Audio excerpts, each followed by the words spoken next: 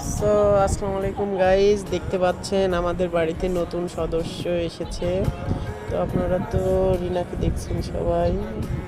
সে 5টা বাচ্চা জন্ম দিয়েছে। দেখেন কত সুন্দর কিউট কিউট বাচ্চাগুলা।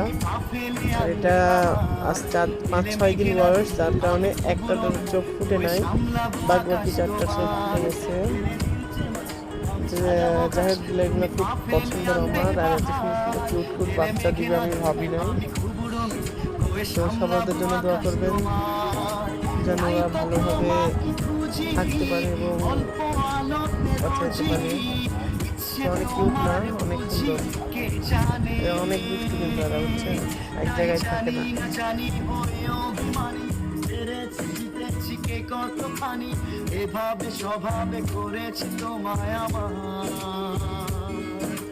পড়লে মনে তোমাকে আর কে আমাকে রাখে, পাগলামি বলে থাকে লোকজনে, তাই তো তোমাকে খুঁজি।